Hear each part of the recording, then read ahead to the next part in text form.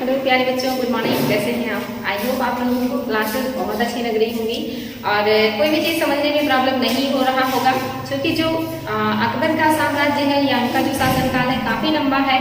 अकबर ने 1556 से लेकर के 1605 तक शासन किया है, यानी कि लगभग 50 वर्षों का इनका शासनकाल है। सबसे ज्यादा लंबे समय तक इन्होंने शासन किया है। इसके साथ ही आप देखेंगे औरंगजेब का शासनकाल भी लगभग 50 वर्षों का है।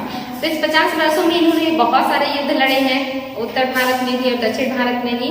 तो इसलिए हमें इसको बहुत ज्यादा विस्तार पूर्वक देखना है।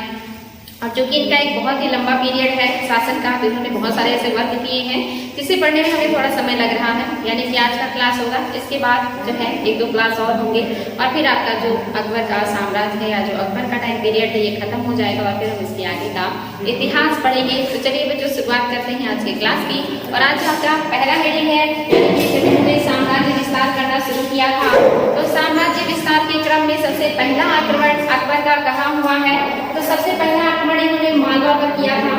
और मालवा को मैंने इसके पहले के क्लास में डिस्कस किया है। 1561 का टाइम पीरियड था और इसमें मैंने आप लोगों को बताया था कि जब इन्होंने मालवा विजय के लिए अधम खां को नियुक्त किया था, उस समय मालवा के जो शासक थे वो बाज बहादुर थे और उनकी पत्नी रूपमती, दोनों लोग साथ में शासन कर रहे थे।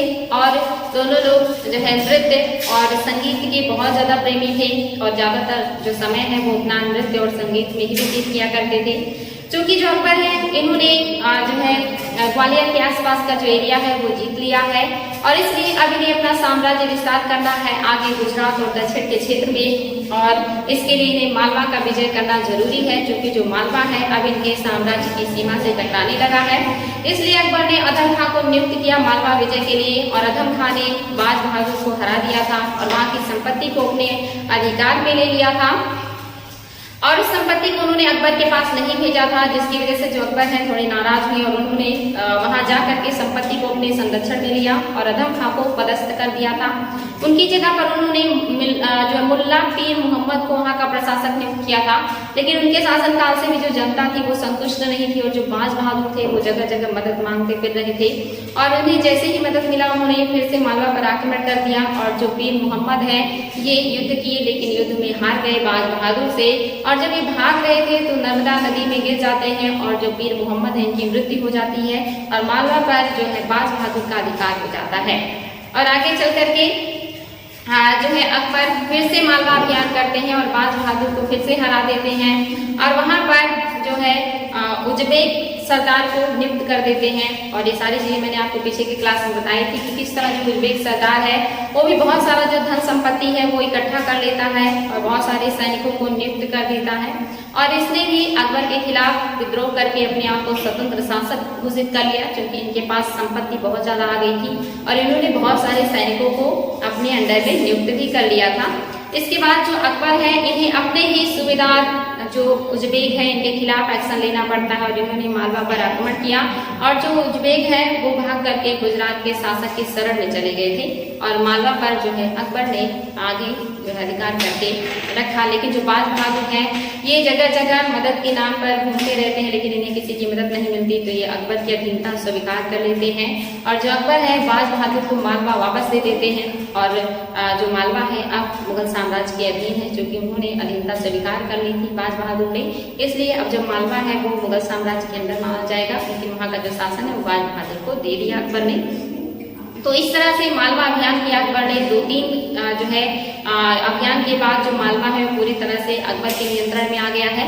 अब जो अकबर है ये मालवा के बाद दक्षिण के अभियान कर सकते हैं, क्योंकि मालवा मध्य प्रदेश में काफी विस्तृत एरिया में फैला हुआ है। ये गुजरात को भी टच करता है, राजस्थान को भी टच करता है, नीचे ये महाराष्ट्र के एरिया को भी टच करता है, ऊपर ये उत्तर प्रदेश के एरिया को टच करता है। इसलिए काफी बड़े क्षेत्र में मालवा का पठार विस्तृत है और इसी क्षेत्र में बाज बहादुर का शासन था।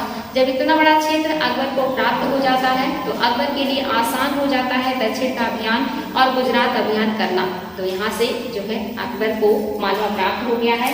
उन्होंने इस क्रम में यानी कि अपना साम्राज्य विस्तार के क्रम में दूसरा जो साम्राज्य है जो उनके अधीन आया है वो है आमेर। और आमेर जो आया है उनके अधीन 1562 ईस्वी में।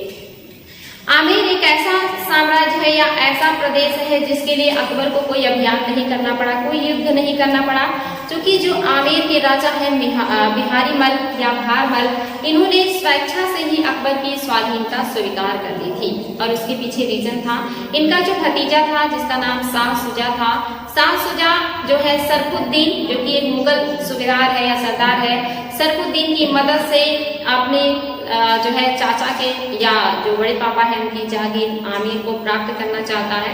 और शाह शुजा का विद्रोह और इसका इधर उधर से मदद मांगना और अपने साम्राज्य के प्रति खतरा देखकर, दूसरी तरफ जो अकबर है ये भी बहुत शक्तिशाली है, अगर ये भी आक्रमण करेंगे तो जो बिहारी मल है ये उनसे मुकाबला करने की स्थिति में नहीं है। इसीलिए इन्होंने स्वेच्छा से अकबर से मुलाकात किया। जब अकबर अजमेर के मोइनुद्दीन चिश्ती के दरगाह की यात्रा कर रहे थे, उसी समय रास्ते में राजा बिहारी मल आकर के उनसे मिलते हैं और उनसे जो है संधि करने की बात करते हैं या उनके सामने प्रस्ताव रखते हैं कि आप हमारी पुत्री से विवाह कर लीजिए, हम आपकी अधीनता स्वीकार करने के लिए तैयार हैं। अकबर ने उस समय जो है चूंकि वो अजमेर जा रहे थे तो उनकी शर्त को या उनकी अधीनता जो उन्होंने रखी, उनके सामने बातें रखी, उसको मान लिया उन्होंने। लेकिन वापस लौटते हुए शादी किया उन्होंने जोधा अकबर से, यानी कि जाने के टाइम में उन्होंने शर्त को माना और वापस आने के टाइम में उनकी पुत्री जिनका नाम जोधा बाई था और जिनके मूल नाम को जो है जाना जाता है कि हरखा बाई इनका मूल नाम था और इनका जो है एक और भी नाम है मरियम उज जमानी, यानी कि जोधाबाई के 3 नाम हैं। एक तो जोधाबाई है जो अकबर से शादी करने के टाइम पे पड़ा और एक उससे पहले का नाम जो हरखा बाई के नाम से भी जाना जाता था और अकबर ने इन्हें मरियम उज जमानी की उपाधि भी दी थी, यानी कि संसार की माँ, इस तरह की उपाधि भी अकबर ने उन्हें दिया था। इसलिए आपको पता होना चाहिए अकबर की जो पत्नी है बिहारी मल की पुत्री, इनका 3 नाम, काफी फेमस पर्सनालिटी है ये। और इनसे अकबर का विवाह हो जाता है और इस विवाह के बाद जो अकबर है इनको बहुत सारा फायदा हुआ। एक तो फायदा ये हुआ कि बिना युद्ध के लिए आमेर का साम्राज्य मिल गया। दूसरा, जो बिहारी मल है इन्होंने जब शादी का प्रस्ताव रखा और अकबर ने इसको एक्सेप्ट कर लिया तो बदले में अकबर ने बिहारी मल को 5000 का मनसब प्रदान किया। मनसब मीन्स होता है पद। पद में आप देखेंगे एक जात होता है और एक सवार होता है। मनसबदारों की श्रेणी ही डिसाइड करती है कि उसे का जात कितना होगा और उसका सवार कितना होगा। जात मीन्स होता है कि उसे वेतन कितना मिलेगा, वो किस श्रेणी का अधिकारी होगा, और सवार मीन्स कि उसके अंडर में कितने घोड़े रहेंगे, ये डिसाइड होता है। तो मनसब मीन्स किसी व्यक्ति को जितनी ज्यादा मनसब प्राप्त होगा उसके पास उतना ही जात यानी कि उतना ज्यादा वेतन और उतने ही ज्यादा सवार यानी कि घोड़े होते हैं। तो इन्हें 5000 का मनसब मिला जो कि एक उच्च पद था। और साथ ही इनके पुत्र भगवान दास को अकबर ने अपने सेना में उच्च पद दिया और साथ ही जो भगवान दास के पुत्र हैं और बिहारी मल के पौत्र हैं मान सिंह, इनको भी अकबर ने अपने जो साम्राज्य में या दरबार में उच्च पद प्रदान किया था। ये जो रिश्ता था ये दोनों बच्चों के लिए काफी लाभदायक सिद्ध हुआ, क्योंकि एक तरफ अकबर को बिना लड़े ही आमेर जैसा साम्राज्य प्राप्त हो गया है, दूसरी वहां से रिश्तेदारी हो गई है, तो अब उनका जीवन भर उनके लोगों का संरक्षण और सहायता मिलेगा। और जो भगवान दास है और मान सिंह है आगे चल करके जो अन्य राजपूत राजवंश हैं उनसे बात करके उनको अकबर की अधीनता स्वीकार करवाते हैं, जिसमें आप देखेंगे बीकानेर, जैसलमेर, जोधपुर, यहाँ के जो शासक हैं ये सारे लोग भगवान दास की बात मान करके अकबर की अधीनता स्वीकार कर लेते हैं और अकबर को बिना लड़े कई साम्राज्य जो है वो आसानी से प्राप्त हो जाते हैं। दूसरा, जो भगवान दास है और मान सिंह है, इन्होंने अकबर के लिए आगे चल करके बहुत सारे युद्ध लड़े और उन युद्धों में जीत हासिल किया, यानी कि आगे चल करके बहुत सारा साम्राज्य जो है भगवान दास और मान सिंह ने अपने युद्ध कौशल से या अपनी बहादुरी से अकबर के सामने ला करके रख दिया, यानी कि अकबर को दीर्घकालिक फायदा हुआ इस रिश्ते से। उन्हें स्थायी रूप से वफादार जो है सेनापति या वफादार जो है कार्यकर्ता भी मिल गए और बहुत सारा साम्राज्य उन्हें बिना युद्ध लड़े ही मिल गया मान सिंह और भगवान दास के मध्यस्थता की वजह से। तो ये रिश्ता अकबर के लिए काफी फायदेमंद हुआ। दूसरी तरफ जो बिहारी मल है इनके लिए भी रिश्ता काफी अच्छा रहा, क्योंकि इनकी पुत्री जो है भारत की शासिका बन गई हैं, या उनकी जो पुत्री हैं ये महारानी है भारत की। और दूसरे इनको भी अकबर ने इतना सम्मान दिया है, 5000 का मनसब यानी कि पद दिया है। और इनके पुत्र और पौत्र को भी इन्होंने अकबर ने बहुत सम्मान और जो है प्रतिष्ठित पद दिया, तो जिससे जो बिहारी मल हैं इनका साम्राज्य भी सुरक्षित रहा और सबको अच्छे पद भी मिले, तो इन्हें भी फायदा हुआ। तो ये जो रिश्ता था आमेर का, ये काफ़ी इम्पोर्टेंट है, एग्जाम में बहुत ज़्यादा आता है, क्योंकि पहले शासक थे जिन्होंने स्वेच्छा से अकबर की स्वाधीनता स्वीकार करी थी। तीसरे एग्जाम में आता है कि किस शासक ने अकबर के सामने स्वाधीनता स्वीकार करने का प्रस्ताव रखा था। तो आमेर के राजा हैं बिहारी मल, ये कछवाहा नरेश हैं। और ये जो साम्राज्य है ये आप देखेंगे राजस्थान में पड़ता है, क्योंकि इस समय के जितने भी राजपूत शासक हैं इनका जो साम्राज्य है ये राजस्थान के क्षेत्र में ही फैला हुआ है, जहाँ के शासक हैं बिहारी मल। इंपॉर्टेंट है बच्चों, ध्यान देंगे। तो आपने देखा कि जो आमेर है इसका साम्राज्य अकबर को कितना आसानी से प्राप्त हो गया है, और बिहारी मल को ही बहारमल के नाम से भी जाना जाता है। अगर एग्जाम में नाम चेंज हो के आता है तो उससे आपको कंफ्यूज नहीं होना है। इसके बाद जो अकबर का नेक्स्ट अभियान था ये बेड़ता का अभियान था, और ये भी 1562 में ही अकबर ने किया है। मालदेव के जागीरदार जयमल राठौर का नियंत्रण था यहाँ पर, यानी कि जो मेड़ता है, इसके पहले आपने देखा था कि जोधपुर के शासक जो थे मालदेव बहुत शक्तिशाली थे, और ये आसानी से हारते नहीं है, या शेरशाह सूरी को इनसे टक्कर लेने के लिए कूटनीति का उपयोग करना पड़ता है। और उन्हीं का एक सूबेदार है या जागीरदार है जिसका नाम है जयमल, और ये नियंत्रण रखा है अपना मेड़ता पर, या शासन करता है मेड़ता से। अकबर ने सरफुद्दीन को मेड़ता विजय के लिए नियुक्त किया था, यानी कि अकबर ने बहुत सारे जो सैनिकों को सरफुद्दीन के नियंत्रण में या उनके सेनापतित्व में आक्रमण करने के लिए भेजा था मेड़ता पर। और वहां पर जो मुगल सेनापति हैं इन्होंने आक्रमण किया, और आक्रमण करने के बाद इन्होंने यहाँ पर अधिकार कर लिया। जो ये जयमल है इन्होंने बहुत बहादुरी से लड़ा था, लेकिन इसके बावजूद भी ये युद्ध में हार जाते हैं, और जो मुगल है इनका मेड़ता पर अधिकार हो जाता है। और जो जयमल है ये मेवाड़ के शासक उदय सिंह के पास चले जाते हैं। जब इनका साम्राज्य इनके हाथों से निकल जाता है, यानी कि मेड़ता इनके साम्राज्य से निकल गया, तो ये चले जाते हैं मेवाड़ के शासक उदय सिंह के पास, जो अकबर के सबसे बड़े शत्रु हैं, या सबसे बड़े चैलेंज करता है, जो अकबर को जो है आगे चल करके बहुत ज्यादा चुनौती देते हैं। नेक्स्ट जो अभियान किया है अकबर ने, ये गढ़कटंगा यानी कि गोंडवाना पर किया है। और ये जो अभियान है ये आप देखेंगे 1564 में अकबर ने किया है। आपको सीक्वेंस भी याद रखना है, क्योंकि एग्जाम में कभी कभी इन अभियानों का सीक्वेंस पूछ लेता है कि अकबर के जो अभियान है उनका सीक्वेंस बताइए, सबसे पहले कौन सा होगा, और उसके बाद के क्रम बताने होते हैं। तो आपको ये क्रम याद होना चाहिए। मैंने सारे अभियानों को क्रम में लिखा है ताकि आप लोगों को इसे पढ़ने में प्रॉब्लम ना हो। तो नेक्स्ट जो अभियान है ये गोंडवाना या गढ़कटंगा का है, जो 1564 में हुआ है। यहाँ के जो संस्थापक हैं ये अमनदास गोंड है, यहाँ रखेंगे बच्चों, अमनदास गोंड जो है यहाँ के संस्थापक हैं। और इनको जो उपाधि दी गई है ये संग्राम सिंह की उपाधि दी गई है। ये जो उपाधि दिया है ये बहादुर शाह ने दिया है, जो कि गुजरात के शासक हैं। क्योंकि जो बहादुर शाह हैं ये रायसेन का विजय करना चाहते हैं, और उस दरमियान जो संग्राम सिंह हैं या जो यहाँ के शासक हैं जिनका नाम है अमनदास गोंड, इन्होंने बहादुर शाह की मदद की थी रायसेन का एरिया जीतने में। और जो बहादुर शाह है गुजरात के एक शक्तिशाली शासक हैं, और जब उन्हें रायसेन प्राप्त हो जाता है तो इस खुशी में उन्होंने जो यहाँ के शासक हैं अमनदास, इनको संग्राम सिंह की उपाधि दी थी। यानी कि अगर एग्जाम में कभी पूछे कि अमनदास को संग्राम सिंह की उपाधि किसने दिया था, तो बहादुर शाह ने दिया था, जो कि गुजरात के शासक हैं। तो इम्पोर्टेंट है बच्चों, ये जो संग्राम सिंह है या जो अमनदास है, इनका विवाह चंदेल राजकुमारी दुर्गावती से हुआ था। चंदेल राजवंश, इसके पहले के क्लास में आपने देखा था कि खजुराहो में चंदेल राजवंश की स्थापना हुई थी, और उनकी जो राजधानी थी वो खजुराहो थी। वही की राजकुमारी है रानी दुर्गावती, इनसे विवाह हुआ है संग्राम सिंह का या अमनदास गोंड का।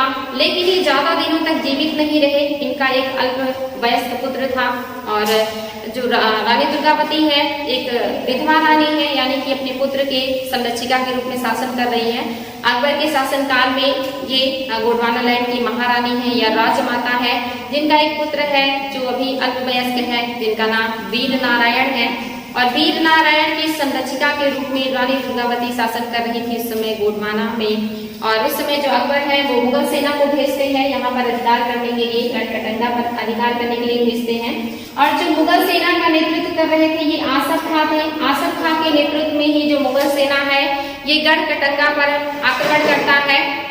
और आक्रमण के बाद जो महारानी है दुर्गावती ये लगातार 2 दिनों तक मुगलों से युद्ध करती हैं और बहुत वीरता पूर्वक युद्ध करने के बाद भी जब इन्हें एहसास होता है कि जो युद्ध है ये जीत नहीं पाएंगी और जो मुगल है उनका अधिकार हो जाएगा, तो लास्ट में इन्होंने अपने ही तलवार को जो है अपने शरीर में घूम करके खुद को मार दिया या आत्महत्या कर ली, ताकि जो उनका शरीर है वो मुगलों के हाथ ना लगे। तो जीते जी जो मुगल है उनको नहीं छू पाए थे। तो इनकी मृत्यु के बाद जो गोंडवाना है इस पर अकबर का अधिकार हो गया, लेकिन अकबर ने इसको पूरी तरह से अपने साम्राज्य में नहीं मिलाया या वहां पर अपने किसी प्रशासक को नियुक्त नहीं किया, बल्कि उसी राजवंश के शासक हैं जिनका नाम है रामचंद्र या चंद्र शाह, इन्हीं को वहां का प्रशासक नियुक्त करके यहाँ की राजगद्दी सौंप दी और मुगल साम्राज्य की अधीनता स्वीकार करने के लिए कहा। और जो है चंद्र शाह इन्होंने इनकी अधीनता स्वीकार कर ली और आगे मुगलों के अधीनता में या उनके संरक्षण में ये शासन करते हैं गोंडवाना पर। तो जो गोंडवाना का एरिया है वो भी अब अकबर के साम्राज्य में आ चुका है। इसके बाद का जो अभियान है अकबर का ये हुआ है मेवाड़ के खिलाफ। मेवाड़ का जो अभियान है ये कब हुआ है? 1568 में मेवाड़ अभियान जो है अकबर ने किया है। और इसके पहले आप देखेंगे कि जो 1568 में जब मेवाड़ अभियान हुआ था उस समय, इसके पहले की क्लास में मैंने बताया था कि मेवाड़ पर जब आक्रमण किया गया अकबर के द्वारा 1568 में, और जो शाही सेना है उसने मेवाड़ किले को घेर लिया और घेरने के कई महीनों तक ये क्या करते हैं मेवाड़ पर अधिकार नहीं कर पाते हैं। तो वहां पर जो है जो उदय सिंह है उनके जो सेनापति हैं जयमल और फत्ता, वो आग्रह करते हैं उदय सिंह से कि आप अगर किसी तरह मुगल जो है वो किले पर अधिकार कर लेते हैं तो ऐसे में आपका सुरक्षित रहना बहुत जरूरी है। इसलिए गुप्त रास्ते से जो उदय सिंह है इनको जयमल और फत्ता पहाड़ियों की तरफ या जंगल की तरफ भेज देते हैं और खुद दुर्ग का जो सुरक्षा है अपने हाथों में ले लेते हैं। लेकिन एक दिन जब रात में जो जयमल है वो दुर्ग के किले की मरम्मत कर रहे थे या करवा रहे थे, उसी समय अकबर के द्वारा चलाई गई गोली से वो घायल हो जाते हैं और आगे चल के उनकी मृत्यु हो जाती है। और उनकी मृत्यु के बाद उनका परिवार, उनकी माँ और उनके जो भाई हैं फत्ता, ये सभी लोगों ने अकबर या मुगल सेना का सामना किया और बहुत बहादुरी से लड़े थे। और लड़ने के बाद वो लोग मारे जाते हैं और जो मेवाड़ है इस पर अकबर का अधिकार हो गया था। और उससे जो अकबर है बहुत ज्यादा प्रभावित हुए थे। जयमल और फत्ता की बहादुरी को देखकर अकबर बहुत प्रभावित हुए और उन्होंने जो उनका आगरा का किला था उसके सामने उनकी मूर्तियां बनवाई थी, पत्थर की मूर्तियां घोड़े पर बैठी हुई। ये सारी चीजें मैंने बताई थी। तो आपने देखा था जो उदय सिंह है इन्हीं का शासन है और शासन जो है आप देखेंगे कि जो बाज बहादुर है और प्लस विद्रोही जो मिर्जा है इनको इन्होंने संरक्षण दिया है अपने यहाँ, यानी कि इनको संरक्षण देने की वजह से ही जो अकबर है ये नाराज रहते हैं। एक तो जो मेवाड़ है ये अकबर की अधीनता स्वीकार नहीं करता, दूसरी जो उदय सिंह है जितने भी विद्रोही या जितने भी अकबर के खिलाफ लोग कार्य करते हैं उन सबको संरक्षण देते हैं। जिसमें से आप देखेंगे कि बाज बहादुर को भी इन्होंने संरक्षण दिया था जो मालवा के शासक थे, और दूसरा इन्होंने विद्रोही मिर्जाओं को भी संरक्षण दिया था जिन्होंने अकबर के खिलाफ विद्रोह किया था जौनपुर में, जिसकी वजह से जो अकबर है इनसे काफी नाराज थे। दूसरा जो मेवाड़ है ये दिल्ली और गुजरात के रास्ते में पड़ता है, यानी कि अगर अकबर को दिल्ली से गुजरात का अभियान करना है तो मेवाड़ विजय उन्हें करना ही पड़ेगा। बिना मेवाड़ विजय किए वो गुजरात का विजय पूरी तरीके से नहीं कर सकते या सफल विजय नहीं हो सकता था। ऐसे में जो अकबर है इनके लिए एक तरीके से कहे कि जरूरी था कि मेवाड़ विजय करे। दूसरा जो मेवाड़ है ये अधीनता स्वीकार करने को बिल्कुल भी तैयार नहीं था, जबकि इनके आसपास के जितने भी राजपूत शासक हैं वो धीरे धीरे करके अकबर की अधीनता स्वीकार कर लेते हैं। कुछ राजवंश युद्ध के द्वारा और कुछ राजवंश बिना युद्ध के ही अकबर के अधीन चले जाते हैं। लेकिन जो उदय सिंह है जो इसके पहले राणा सांगा थे जिन्होंने खानवा का युद्ध लड़ा था, उनके पुत्र हैं और ये मुगलों से बहुत ज्यादा चिढ़ते हैं। साथ ही ये जो आमेर के शासक हैं बिहारीमल या भारमल, इनके फैमिली से भी बहुत ज्यादा चिढ़ते हैं और उनको हेय दृष्टि से देखते हैं, क्योंकि इन्हें लगता है कि उन लोगों ने विदेशियों की अधीनता स्वीकार कर ली। इससे अच्छा कि वो युद्ध लड़ते और युद्ध में मारे जाते तो इनका सम्मान बढ़ता। तो यहाँ पर ये उनको हेय की दृष्टि से देखते हैं कि बिना लड़े ही इन्होंने शत्रुओं की या विदेशियों की अधीनता स्वीकार करी है, और उदय सिंह कभी भी जो उनकी अधीनता स्वीकार करने को तैयार नहीं थे। ऐसे में अकबर ने मेवाड़ का किला घेरा था, जिसमें उदय सिंह जो है पहाड़ियों की तरफ गए और जयमल पत्ता बहुत बहादुरी से लड़े और मार दिए गए, जिनकी बहादुरी से प्रभावित होकर के अकबर ने अपने आगरा के किले के दरवाजे पर इन दोनों लोगों की घोड़े पर सवार पत्थर की मूर्ति बनवाई थी। ये इंपॉर्टेंट है बच्चों, एग्जाम में आता है कभी कभी कि किसकी जो है मूर्तियां अकबर ने अपने किले के दरवाजे पे बनाया था। तो ये जयमल और फत्ता की मूर्तियां बनवाई थी अकबर ने। जयमल और फत्ता कहाँ के थे? तो ये मेवाड़ के जो शासक हैं उदय सिंह, इन्हीं के सेनापति थे। इंपॉर्टेंट है जो ध्यान देंगे।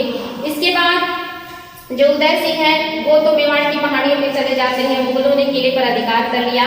लेकिन जो उदय सिंह है इन्होंने क्या किया है, उदयपुर को अपनी राजधानी बनाई और वहां से ये क्या करते हैं 1572 तक, जब तक ये जीवित थे, मुगलों के खिलाफ इन्होंने संघर्ष जारी रखा था। और जो मेवाड़ का किला है इस पर आसफ खां का काफी हद तक अधिकार हो गया है, लेकिन पूरी तरह से जो मेवाड़ है वो मुगलों के अधीन नहीं आ पाया था। अभी भी जो मेवाड़ है ये मुगलों को चैलेंज कर रहा था, क्योंकि जो मेवाड़ का काफी हिस्सा जो पहाड़ियों और दुर्गम जंगलों से घिरा हुआ था, इन एरिया में जो उदय सिंह है इन्होंने उदयपुर को अपनी राजधानी बना करके वहां से मुगलों के खिलाफ अभियान करते रहते हैं। और 1572 तक जब तक ये जीवित थे इन्होंने मुगलों के खिलाफ अभियान जारी रखा, कभी भी मुगलों की अधीनता स्वीकार नहीं किया।